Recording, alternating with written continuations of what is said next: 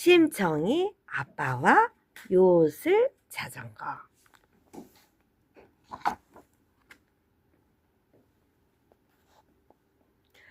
유난의 강아지 이름은 심청이 아빠예요.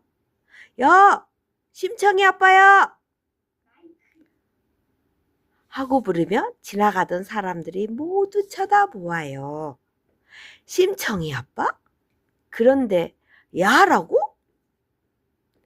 두리번거리던 사람들은 어이없는 표정을 지어요. 그러다가 심청이 아빠가 강아지 이름인 것을 알며 모두 픽 웃고 말지요. 야, 심청이 아빠야!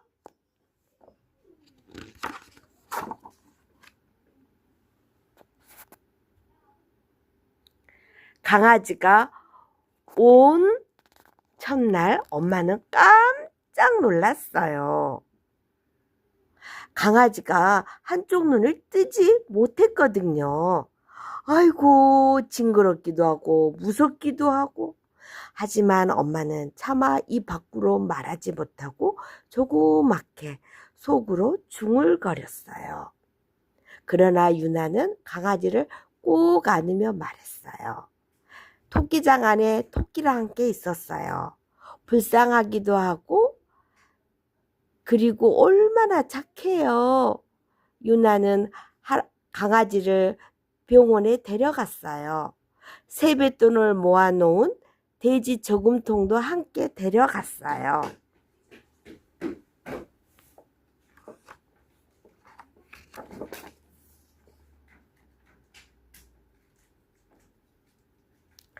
낳자마자 엄마가 온몸을 핥아주어야 했었는데 강아지를 낳다가 어미개가 세상을 떠났대요. 의사 선생님은 강아지를 치료해 주셨어요. 일주일 후 강아지는 눈을 떴지요. 장하다, 유나야. 강아지가 심청이 아빠처럼 눈을 떴구나. 아빠는 껄껄 웃으며 강아지와 유나를 한꺼번에 안아주었어요. 오늘부터 요 녀석의 이름은 심청이 아빠다.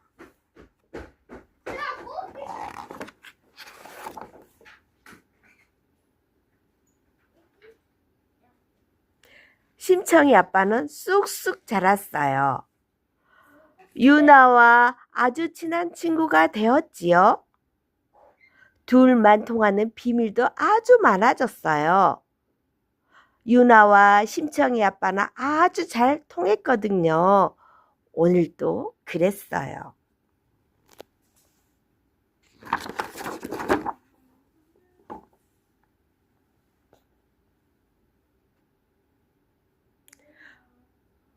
운동하기 좋은 날씨다.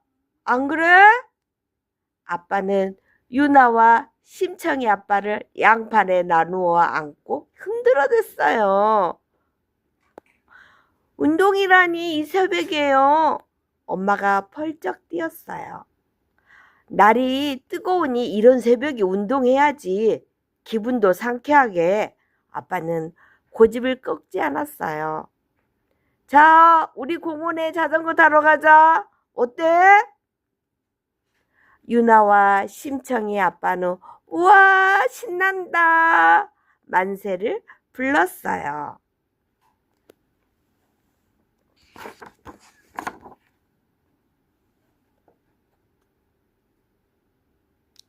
자, 유나는 색깔도 예쁜 요술 자전거. 아빠는 유나를 번쩍 안아서 자전거에 태웠어요. 물론 심청이 아빠도 유나 앞에 바짝 붙여 태웠지요. 요술 자전거라고요? 비밀을 들킨 것 같아 유나는 말까지 더듬거렸어요. 하지만 아빠는 대답하지 않았어요. 그냥 싱긋 웃으실 뿐이었죠. 자, 엄마는 S라인, 왕비표, 나는 자신있게 선수용. 아빠는 오랜만에 어깨를 쫙 펴고 페달을 밟았어요. 엄마도 마지못해 자전거에 올라탔지요.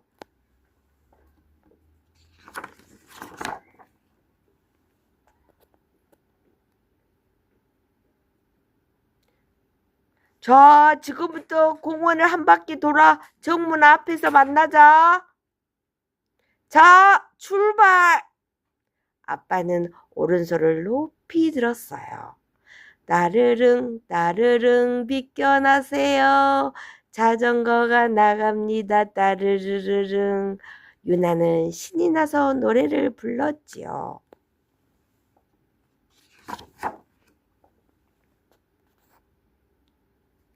요술 자전거가 달려요. 킁킁 소랑기가 간지러운 소나무 밭을 지나 울퉁불퉁 삐딱삐딱 자갈길을 지나 조심조심 예쁜 꽃길을 지나 우와 시원스레 출렁이는 호숫가예요.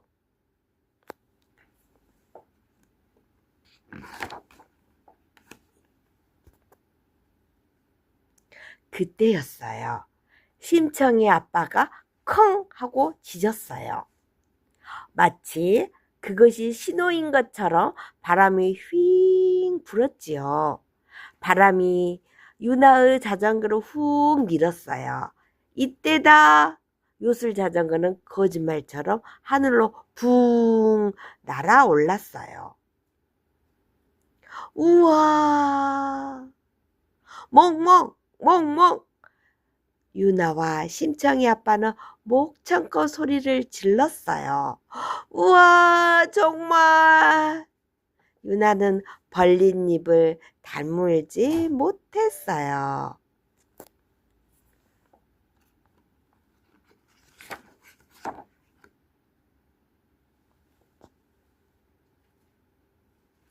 자전거가 날아요.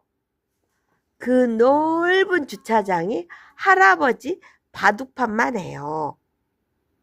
호숫가가 세숫대야 같고 테니스장에서 사람들이 개미처럼 꼬물거리고 있어요. 온몸을 스치는 바람이 정말 상쾌해요. 와, 이 기분. 유나는 숨을 훅 들이쉬었어요. 그런데 아빠 엄마는 어디에 계실까요?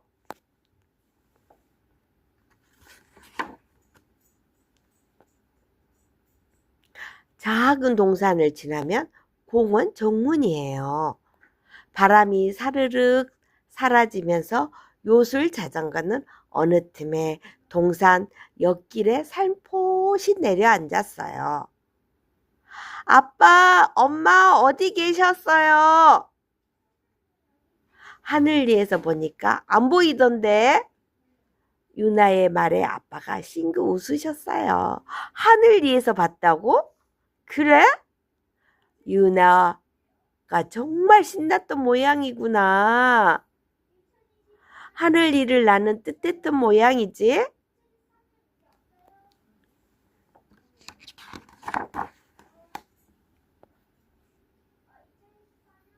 아니, 그게 아니고 진짜. 유나는 사실을 말하려고 했어요. 그랬더니 심청이 아빠가 컹컹 난리지 뭐예요? 고개까지 살래살래 저으면서요. 유나는 조금 억울했어요. 아빠는 믿어주실 줄 알았는데. 하지만 더 이상 우기지 않기로 했어요. 진짜로 하늘을 나는 기분이었듯 이렇게 기쁘고 행복한걸요. 오늘은 정말 좋은 일이 생길 것 같아요. 그런 애감이 든다고요. 아빠, 엄마와 함께라면, 심정이 아빠와 함께라면 정말 그럴 것 같다고요. 신라의 첫 임금, 박혁거세.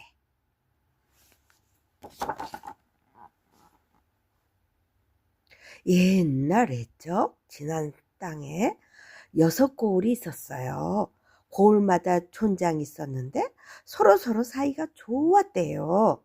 식구처럼 형제처럼 지내며 무슨 일이든 두루두루 의논했대요.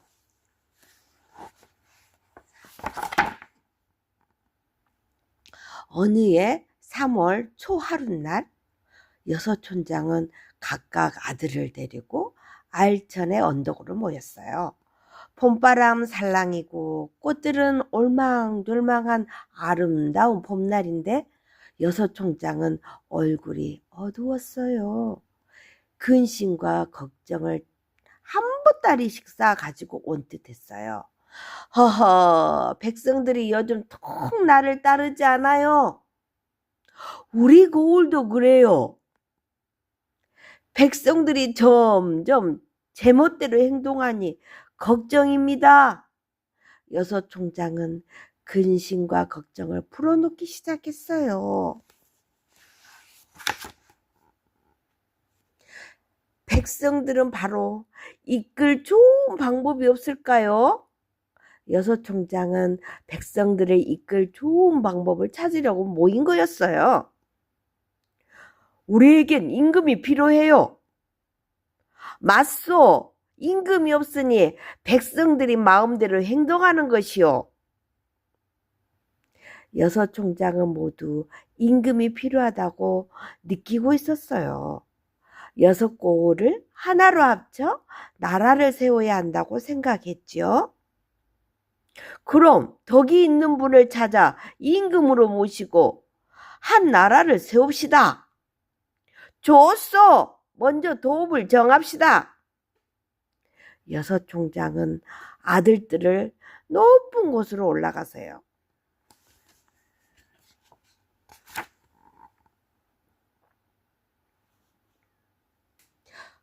어디가 도읍으로 좋을까요?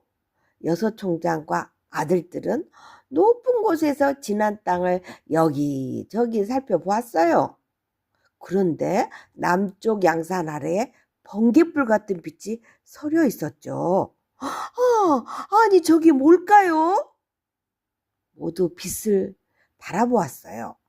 여섯 총장은 신비한 기운을 느꼈어요. 저긴 양산 나적이라는 우물가예요. 자세히 보니 밝은 빛 앞에 흰말 한 마리가 있었어요. 흰말은 무릎을 꿇고 절을 하고 있었지요.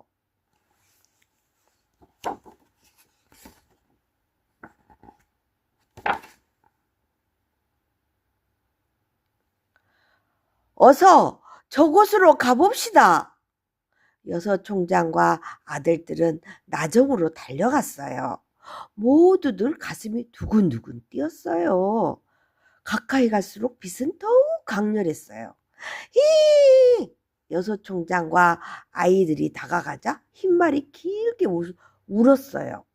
그리고 몸을 일으키더니 하늘로 올라가 버렸어요.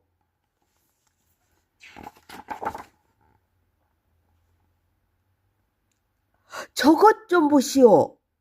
흰말이 앉았던 자리 앞에 커다란 알이 놓여 있었어요.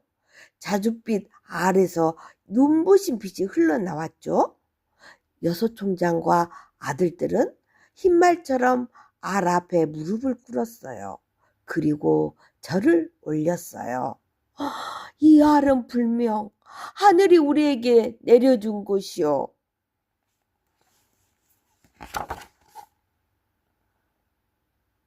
모두 알 속에 무엇이 있을지 궁금했어요.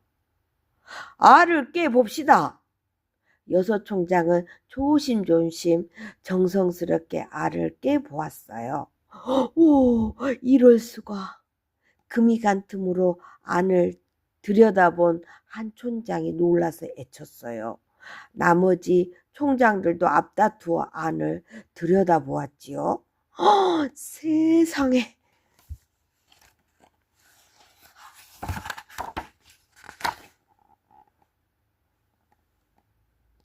알 속에는 남자아이가 들어있었어요. 남자아이의 눈빛은 초롱초롱 빛나고 입가에 웃음은 부드러웠어요. 하늘의 신의 아들인가 보. 하늘이 우리에게 임금을 보낸 게지요.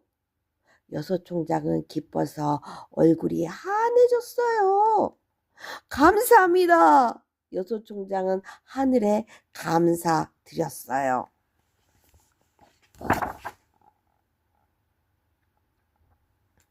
어서 씻으러 갑시다.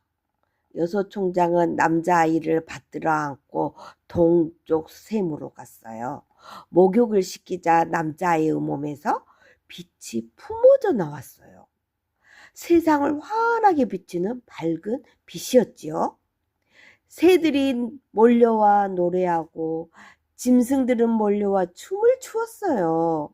하늘과 땅이 흔들리고 해와 달이 더욱더 밝아졌어요. 온 세상이 환하게 빛났지요.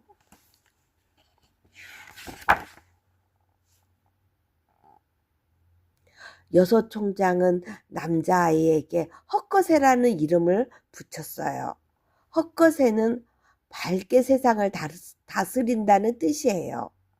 그리고 둥근 박과 같이 생긴 알에서 태어났다고 해서 성을 박으로 정했어요. 여섯 총장들은 헛것새에게 절을 하며 애쳤어요. 우리의 거스란히 되실 분이여, 우리의 거스란히 되실 분이여. 거스란은 큰 왕, 큰 임금을 뜻하는 말이에요.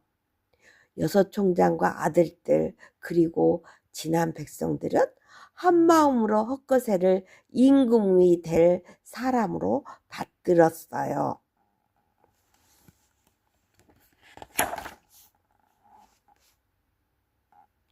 헛것새가 알에서 태어난 바로 그날, 산악리 알영정이라는 우물가에 계룡이 나타났어요. 계룡은 닭처럼 생긴 용이지요. 계룡은 꿈틀꿈틀 몸속에서 무언가를 꺼내 놓으려고 했어요.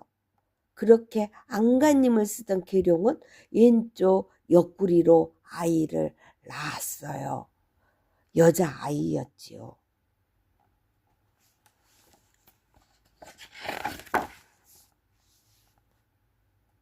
여자아이는 아주 아름다웠어요. 그런데 흠이 한 가지 있었어요. 입술이 닭부리처럼 생긴 거였죠. 고을 사람들은 여자아이를 북쪽 개울로 데려갔어요. 그리고 목욕을 시켰더니 신기하게도 닭부리가 뚝 떨어져 나갔어요. 여자아이의 모습은 하늘의 선녀처럼 곱고 고왔어요. 고을 사람들은 그때부터 그 개울을 발천이라고 불렀어요. 발천은 무언가가 떨어져 나간 개울이라는 뜻이죠.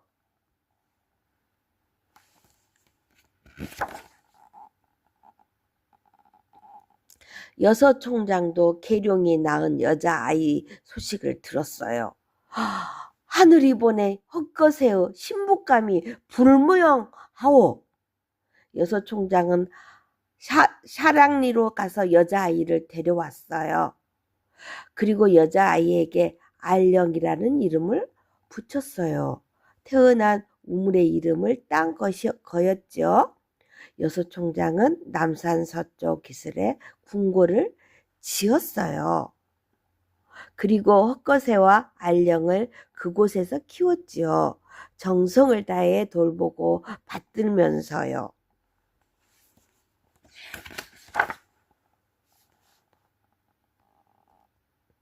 헛것새와 알령이 태어난 지 13년이 지났어요. 13살이 된 헛것새와 알령은 믿음직스럽고 지혜로웠죠. 드디어 임금이 되실 때입니다. 여섯 총장은 헛것새를 임금 자리에 앉혔어요. 헛것새는 곧 알령을 왕비로 맞았지요. 여섯 총장은 가슴이 벅차올라 눈물을 흘렸어요. 비로소 우리가 나라를 세웠소. 왕이 된 헛것새는 나라 이름을 서라벌이라고 지었어요. 서라벌은 뒷날 신라로 이름이 바뀌었지요.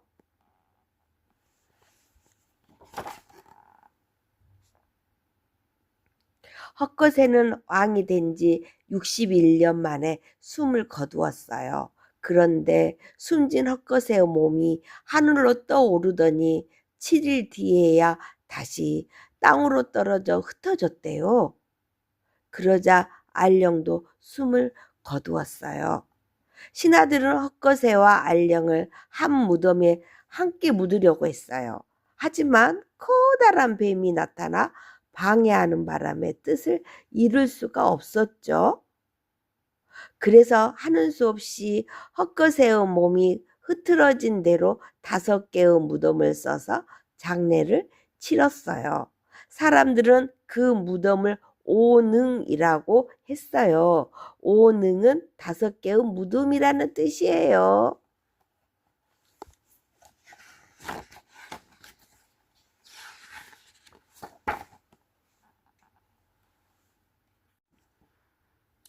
고구려의 첫 임금 고주몽.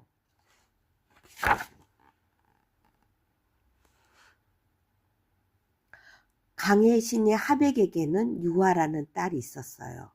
그러나 유화가 동생들과 나들이를 나갔을 때였어요. 멀리서부터 지켜보니 참으로 아름답구려. 한 남자가 유화에게 말했어요. 내 이름은 해모수요. 유화는 깜짝 놀랐어요. 해모수라면 천재의 아들이니까요.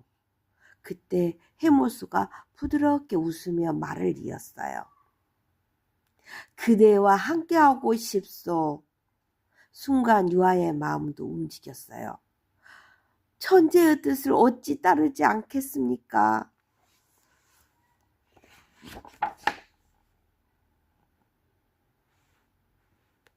유아의 일을 안 하백은 크게 화를 냈어요. 이런 고얀 것이 있나? 내 어찌 아버지인 나의 허락도 없이 혼인을 한단 말이냐? 아버님, 저는 유아는 아무 말도 못하고 눈물만 흘렸어요. 해모수라도 곁에 있으면 좋으련만. 해모수는 어디론가 호련히 사라지고 없었어요. 하백은 두 눈을 부릅뜨며 소리쳤어요. 꼴도 보기 싫으니 당장 내 앞에서 사라지거라. 하백은 유아를 태백산 근처인 우발수로 기양 보냈어요.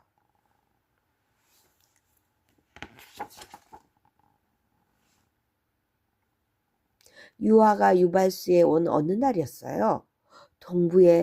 동부여의 금화왕이 유아를 보았답니다. 이 쓸쓸한 곳에 웬 여인인가? 금화왕은 유아에게 다가가 홀로 있는 까닭을 물었어요. 저는 하백이 딸인 유아입니다. 이렇게 입을 연 유아는 자신의 사연을 들려주었어요. 그러자 금화왕은 유아를 일으켜 세웠어요. 천재와 혼인한 연인을 어찌 내가 모른 척 할 수 있겠소? 나와 같이 궁으로 갑시다. 이렇게 해서 유아는 동부여의 궁에서 살게 되었어요.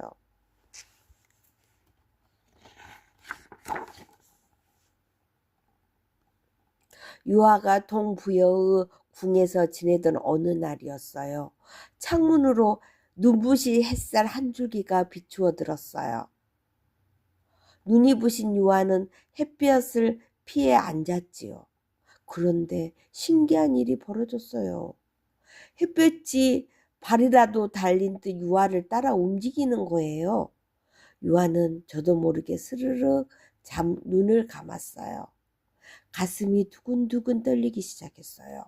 뭔가가 머리부터 천천히 퍼져나가는 것만 같았지요. 그것이 발가락 끝에 닿았다고 느꼈을 때 유아는 번쩍 눈을 떴어요. 도대체 무슨 일이? 얼마 뒤 유아의 배가 점점 불러왔어요. 햇볕을 받은 뒤 아기가 생긴 거예요.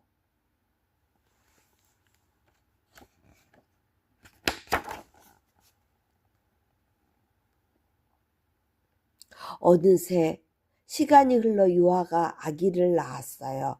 그러자 동부여의 궁궐이 발칵 뒤집혔답니다. 세상에! 유아 부인이 알을 낳았대. 유아가 낳은 것은 사람이 아닌 알이었어요. 소식을 들은 금화왕도 이맛살을 찌푸렸어요. 어찌 사람이 알을 낳는다는 말인가? 금화왕은 군사들에게 명했어요. 당장 그 알을 개나 돼지에게 던져버려라.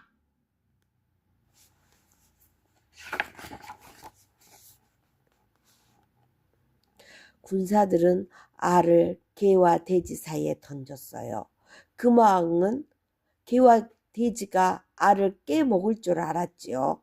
그러나 개도 돼지도 알 가까이에 얼씬도 하지 않았어요. 금화왕이 다시 명했어요. 저 알을 길에 내버려라. 금화왕은 길에 버리면 소나 말이 지나다가 알을 밟아 깨버릴 것이라고 여겼어요. 그러나 소나 말들은 알을 보고는 멀리 피해 다녔어요. 금왕은 이번에는 알을 들에 버리라고 했어요. 들에 사는 새와 짐승에게 먹이로 던져준 거예요. 그러나 새와 짐승들도 알을 해치기는커녕 따뜻하게 품어주었답니다.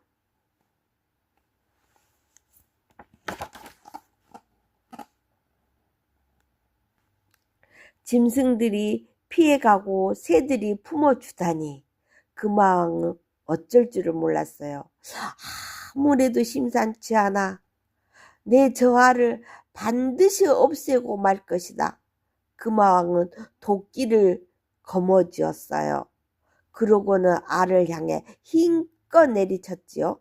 그러나 알이 깨지기는커녕 금화왕만 뒤로 주저앉고 말았어요.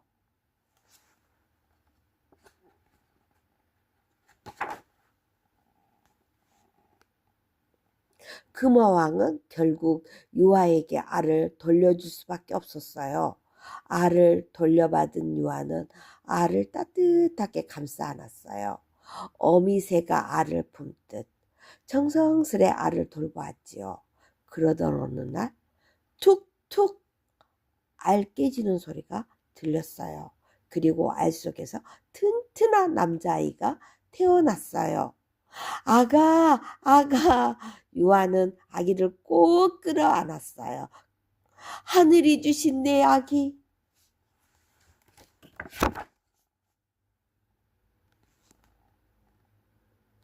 아기는 무럭무럭 자랐어요. 멀리서 보아도 굳세고 옹골차게 보였지요. 그리고 7살이 되자 스스로 활과 화살을 만들었어요. 사람들은 혀를 내둘렀어요. 7살에 스스로 활을 만들다니. 그러나 더 놀라운 것은 아이의 활 쏘는 솜씨였어요.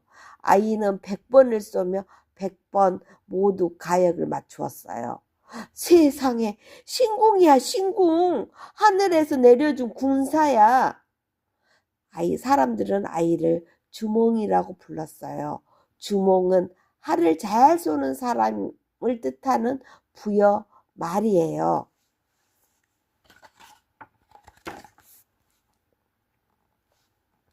금화왕에게는 7 아들이 있었어요. 그런데 이 아들들은 주몽을 탐탁치 않게 여겼어요. 특히 맏아들인 대소는 틈만 남은 금화왕에게 이렇게 말했어요. 아버님, 주몽은 사람의 자식이 아닙니다. 미리 없애지 않으면 분명 우리 부여에 해가 될 것입니다. 하지만 금호왕은 대소의 말을 듣지 않았어요. 나도 옛날에는 그리 생각했다. 그러나 지금껏 아무 문제 없이 잘 지내고 있지 않느냐?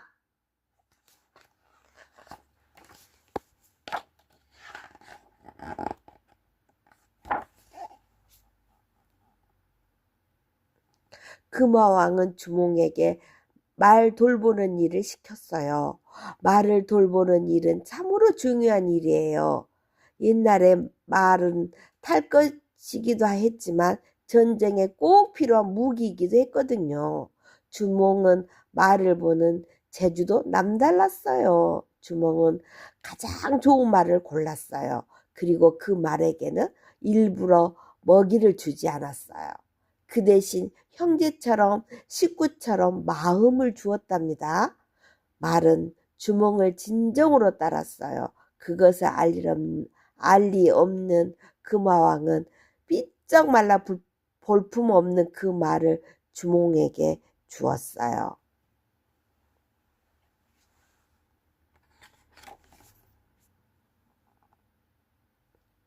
그러던 어느 날 유화 부인이 주몽에게 말했어요. 대소가 여러 왕자들과 너를 해치려 한다는구나. 그러니 어서 부여를 떠나거라. 너 제주라면 무슨 일을 못 해내겠느냐? 주몽은 고개를 저었어요. 제가 떠나면 어머니는 어찌하십니까? 그러자 유화 부인은 웃으며 말했어요. 나는 천재의 아내다. 그런 나를 대소가 감히 어찌하겠느냐. 주몽은 유화 부인의 손을 꼭 잡으며 말했어요. 어머니 반드시 모셔가겠습니다.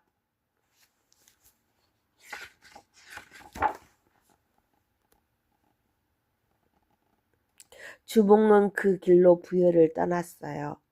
주몽 뒤를 따른 사람은 오이, 말이, 혀보밖에 없었지요. 일을 한 대소가 주몽을 뒤쫓기 시작했어요. 주몽과 오이, 말이, 혀보는 길을 쓰고 내달렸어요. 그런데 대소 군사들의 말발굽 소리가 들려왔어요. 주몽은 자신도 모르게 하늘을 우러러 보았어요. 그리고 우렁찬 목소리로 애쳤지요. 나는 천재의 아들이요 하백의 애손자다.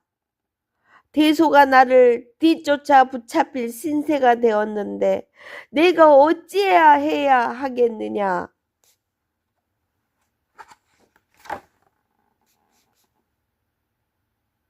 그러자 하늘에 검은 구름이 드리워지는가 싶더니 강물이 까맣게 변하기 시작했어요. 그러더니 물고기와 자라가 강물 위로 떠올라 다리를 놓아주는 거예요. 주몽과 오이, 미리, 혀보는 그 다리를 밟고 무사히 강을 건널 수 있었어요. 주몽, 무리가 강을 건너자 자라와 물고기는 흩어져 버렸어요. 대소는 강 건너 주몽을 보며 발만 동동 굴렀지요.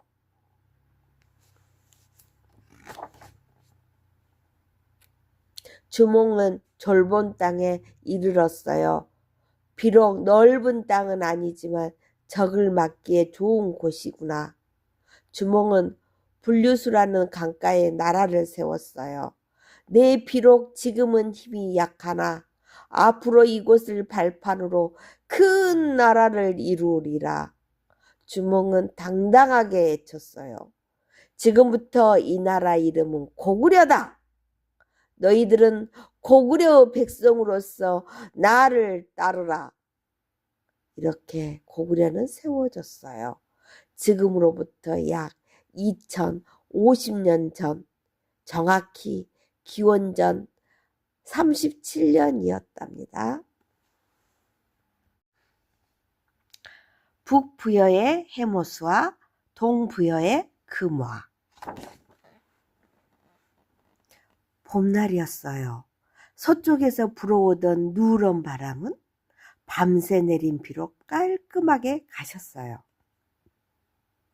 한껏 물을 빨아올린 나무는 초록잎을 반짝이고 강줄기를 따라 펼쳐진 들판은 살쪄 오르기 시작했어요. 하늘에서는 뭉게뭉게 구름이 피어올랐어요. 구름은 흩어졌다 합해지며 오색으로 물들었어요. 하늘에 꽃이 핀 것 같구먼. 그러게 이게 무슨 조화래? 사람들은 삼삼오오 모여 하늘을 올려다보았어요.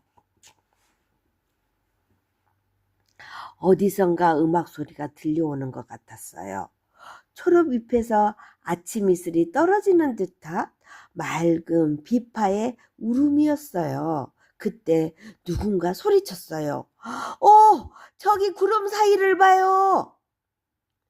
순간 북소리가 울려 퍼지기 시작했어요. 둥둥둥. 북소리는 바람을 타고 퍼져나가서 쿵쿵쿵 사람들의 가슴을 두드리기 시작했어요. 그때 저 먼 하늘 끝에서 나팔 소리가 들려오기 시작했어요. 소리는 점점 가까워졌어요. 나팔이 바로 옆에서 울린다 싶을 때 구름이 사라졌어요. 구름 사이로 빛이 쏟아져 내렸어요. 마치 하늘 문이 열린 것만 같았어요. 그 빛에 모두가 눈을 감은 순간 빛은 5줄기로 나누어 꿈틀대기 시작했어요. 용이다! 용이야! 사람들의 눈이 커지고 입이 벌어졌어요. 더 이상 아무 말도 잊지 못했어요. 5줄기의 빛은 빛이 아니었어요. 살아서 꿈틀대는 거대한 용이었어요. 5마리의 용은 수레를 끌고 있었어요.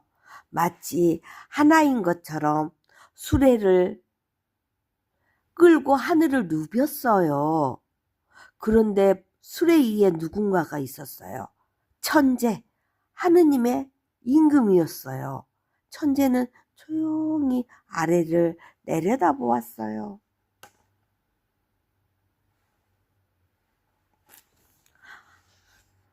하늘에 임금님께서 내려오신다. 하느님이시여, 천재님이시여. 사람들은 저도 모르게 무릎을 꿇었어요. 저도 모르게 두 손을 가슴에 모으고 저도 모르게 거듭거듭 절을 했어요.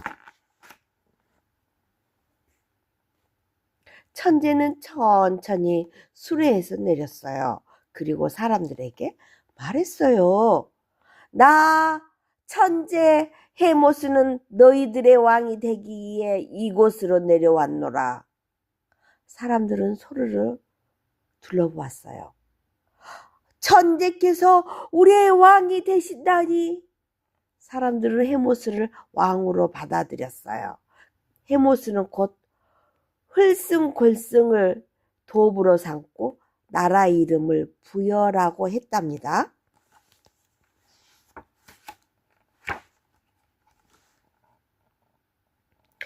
얼마 뒤 헤모스는 아들을 낳았어요.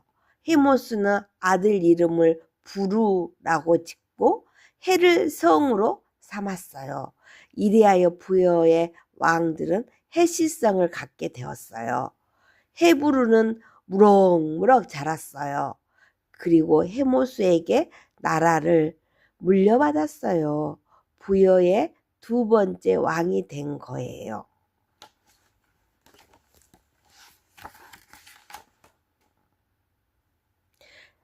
헤부르가 왕위에 오른 뒤 오랜 세월이 흘렀어요.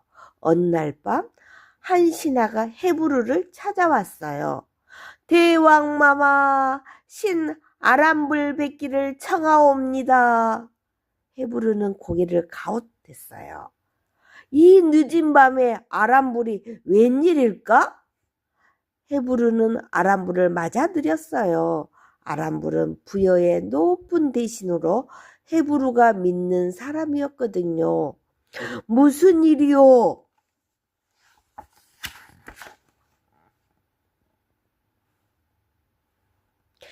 아람불은 크게 숨을 내쉬며 입을 열었어요. 신 아람불 감히 아뢰옵니다. 지난밤 꿈에 천재께서 나타나시어 장차 내 자손이 이곳에 나라를 세울 것이니 너는 동쪽으로 나라를 옮기거라 하고 말씀하셨나이다. 천재라면 아버지인 헤모스였어요. 아버님께서 그리 말씀하셨다고? 헤부르는 생각에 잠겼어요. 아버지이자 천재의 말을 허투루 들을 수는 없으니까요.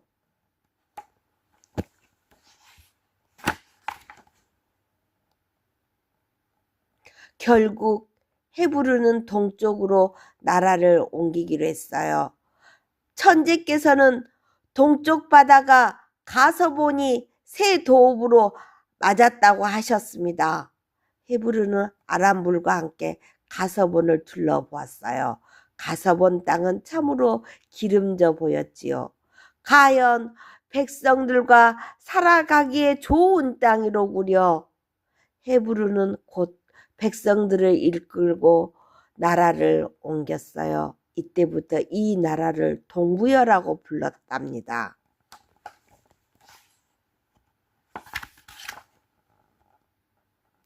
세월은 흐르고 흘렀습니다. 헤브루가 이끄는 동부여는 낱날이 살기 좋아졌지요. 그러나 헤브루에게는 근심이 하나 있었어요.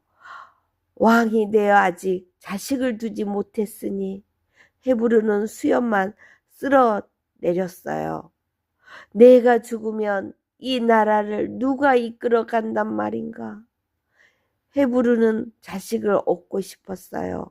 건강하고 똑똑한 아들을 얻어 동부여를 물려주고 싶었던 거예요.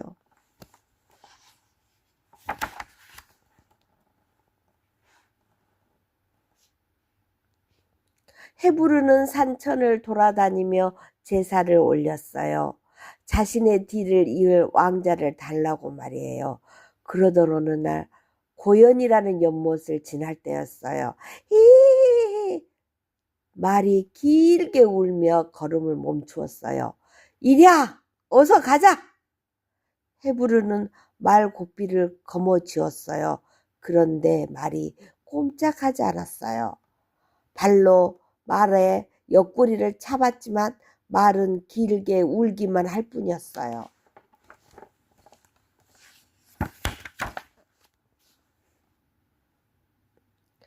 괴로운 일이로구나. 헤브르는 말에서 내려섰어요. 그런데 말 눈에 눈물이 가득 고여 있었거든요. 말은 고년 옆에 커다란 바위를 바라보고 있었어요. 말의 뺨으로 방울방울 눈물이 흘러내렸어요. 참으로 개의한 일이로구나. 헤브르는 군사들에게 명했어요. 여봐라, 저 바위를 어서 치워보거라.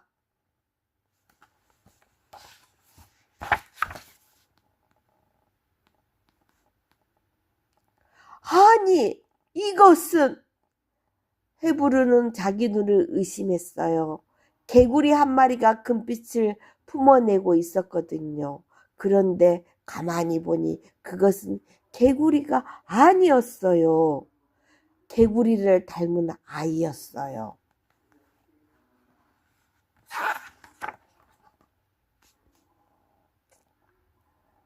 헤브르는 아이를 번쩍 하나 올렸어요. 하하하하, 아이요, 아이! 하늘이 내게 아들을 내려주신 게요. 헤브르가 활짝 웃으며 말하자 신하들도 고개를 끄덕였어요. 그렇습니다.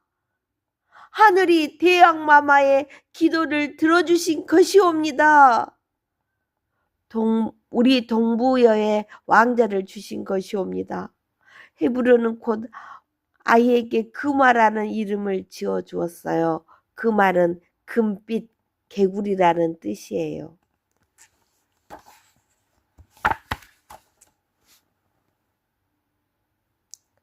헤브르의 소망대로 금화는 동부여의 태자가 되었고 헤브르가 죽은 뒤 왕위를 올랐어요. 그리고 금화는 아들을 7명이나 두었답니다. 하늘의 임금 헤모스가 세운 부여는 아들인 헤브르에게 이어져 동부여가 되었어요. 그리고 동부여는 금화라는 새 임금을 맞아 새로운 세상으로 나아가기 시작했어요.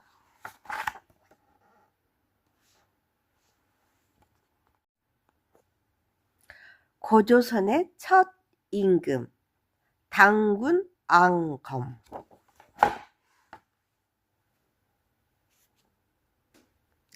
옛날 아주 옛날에 환인이라는 신이 있었어요. 환희는 하늘나라를 다스리는 왕이었어요. 환희에게는 황웅이라는 아들이 있었어요. 늠름하고 똑똑한 아들이었지요. 환웅은 땅을 내려다보며 꿈을 꾸었어요. 저곳에 내려가 인간 세상을 다스리고 싶다. 환웅은 사람들의 왕이 되고 싶어 했어요.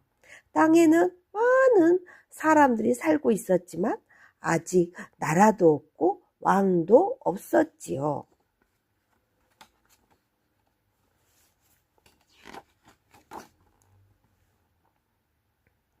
황희는 황웅에게 물었어요. 너는 왜 인간 세상으로 가고 싶은 것이냐? 저는 사람들을 이롭게 하고 싶습니다. 환웅 얼굴에 굳은 의지가 서렸어요. 어떻게 사람들을 이롭게 하겠다는 것이냐? 사람들은 아직 옳고 그름을 모르니 어울려 사는 법을 모릅니다. 저는 왕이 되어 그들을 가르치고자 합니다. 환희는 고개를 끄덕였어요. 훌륭한 생각이다. 그럼 너가 내려갈 곳을 찾아보자꾸나.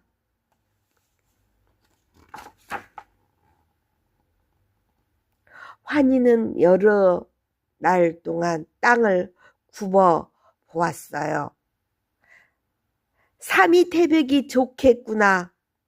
삼위태백은 백두산의 봉우리 3개가 우뚝 솟은 곳이었어요.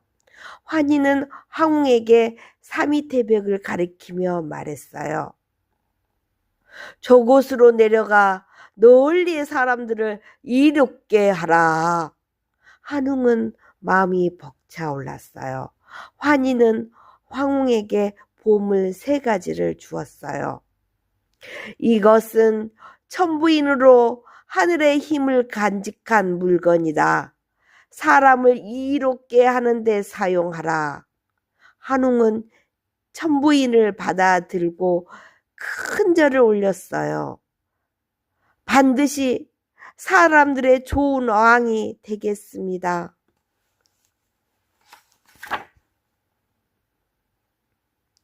환웅은 비의 신, 바람의 신, 구름의 신을 불렀어요. 나와 함께 땅으로 가자. 비의 신, 바람의 신, 구름의 신이 황웅 옆에 섰어요. 환웅은 또 다른 3,000명의 신도 이끌고 태백산 꼭대기 신단수 아래로 내려왔어요. 신단수는 신령스러운 나무라는 뜻으로 하늘과 통하는 나무예요. 나는 환웅 천왕이다. 이제부터 이곳은 내가 다스린다.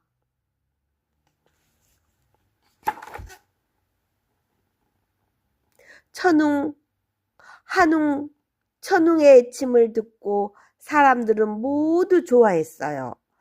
환웅 천왕은 비의 신, 바람의 신, 구름의 신에게 농사를 도우라고 했지요. 그래서 사람들은 곡식을 많이 거둘 수 있었어요. 환웅 천왕은 사람들에게 병 고치는 법도 가르쳐 주었어요. 또 죄를 지은 사람에게는 벌을 주었고요. 환웅 천왕은 사람이 살아가는 데 필요한 모든 일을 보살폈어요. 그 일들은 무려 360여 가지나 되었지요. 인간 세상은 점점 살기 좋아졌어요.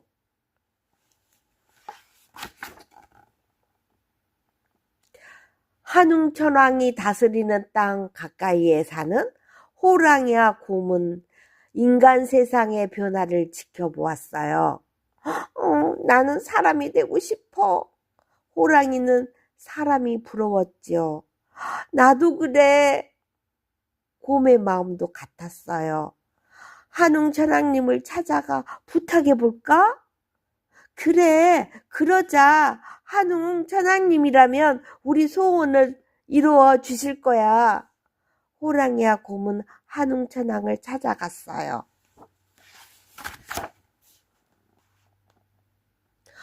한웅천왕님, 우리를 사람으로 만들어주세요. 호랑이와 곰은 머리를 조아리며 빌고 또 빌었어요. 너희가 그토록 원한다면 사람이 되는 방법을 알려주겠다. 하지만 오래도록 참고 견뎌야 하는데 할 수 있겠느냐? 사람이 될 수 있다면 무엇이든 참겠습니다. 호랑이가 말했어요. 한웅천왕은 호랑이와 곰에게 신령스러운 쑥 한 줌과 마늘 20개를 주었어요. 100일 동안 햇볕이 들지 않는 곳에서 이것만 먹고 지내라. 그러면 사람이 될 수 있다. 호랑이와 곰은 너무나 기뻤어요.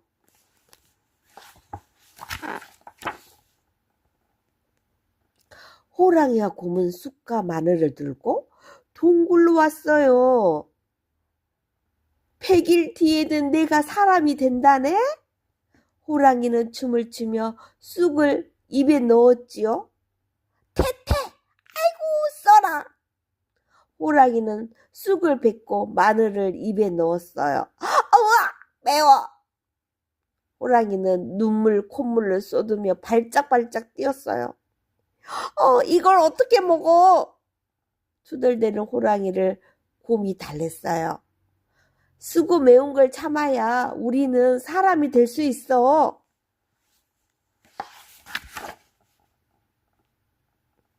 그러나 호랑이는 날이 갈수록 더 투덜거렸어요.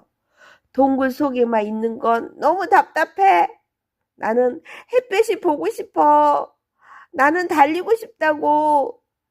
곰도 답답하고 힘들었어요. 하지만 호랑이를 달랬지요. 답답함과 어둠을 참아야 우리는 사람이 될 수 있어. 하지만 호랑이는 동굴을 뛰쳐나갔어요. 나는 이대로 호랑이로 살 테야.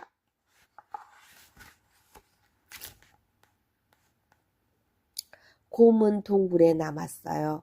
호랑이가 없어서 곰은 더 애롭고 힘들었지요. 호랑이처럼 뛰쳐나가고 싶을 때도 있었어요. 안 돼, 견뎌야 해.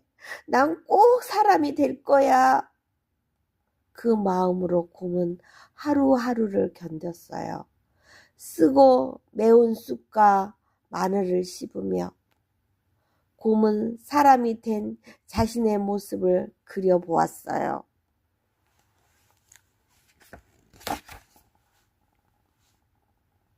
그러던 어느 날 잠에서 깬 곰은 이상한 느낌이 들었어요. 곰은 자신의 몸을 내려다보았어요. 어머나! 북슬북슬하던 털이 사라지고 피부가 미끈해졌어요. 손과 발은 자그맣고 하고 얼굴은 동그랬지요. 내가 드디어 사람이 되었어. 한웅천왕이 말한 100일보다 훨씬 빠른 21일 만에 소원이 이루어진 거였어요. 곰은 기뻐서 눈물을 흘렸어요.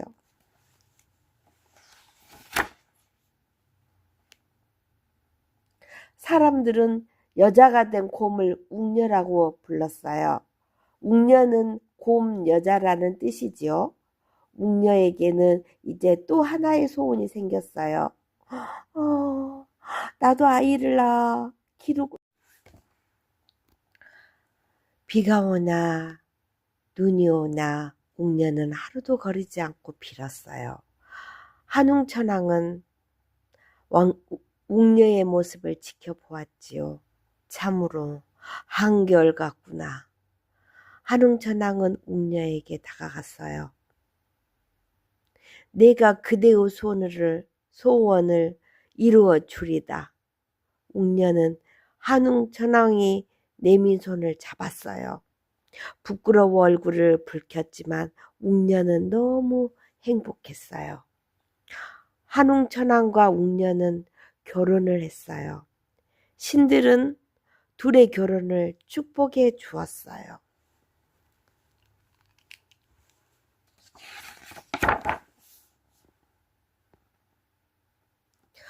웅녀는 아들을 낳았어요. 웅녀가 낳은 아들이 바로 당군 왕금이에요. 당군 왕금은 씩씩하고 용감하게 자랐어요. 그리고 누구보다 슬기롭고 현명했지요. 당군 왕금이 어른이 되자 사람들은 천황을 받들 듯이 당군 왕금을 따랐어요. 백성들을 잘 다스리는 왕이 될 것이다. 당군 왕금은 평양성의 도읍을 정했어요. 그리고 왕이 되었지요. 이 나라 이름은 조선이라고 하겠노라. 당군 왕금이 세운 나라 조선은 우리 민족이 우리 땅에 처음으로 세운 나라예요. 우리들이 고조선이라고 부르는 그 나라예요. 그 뒤에 당군 왕검은 도읍을 백악산 아사달로 옮겼어요. 여기서 당군 왕검은 1500년 동안 나라를 다스렸지요. 그러다 산신령이 되어 오래오래 살았대요.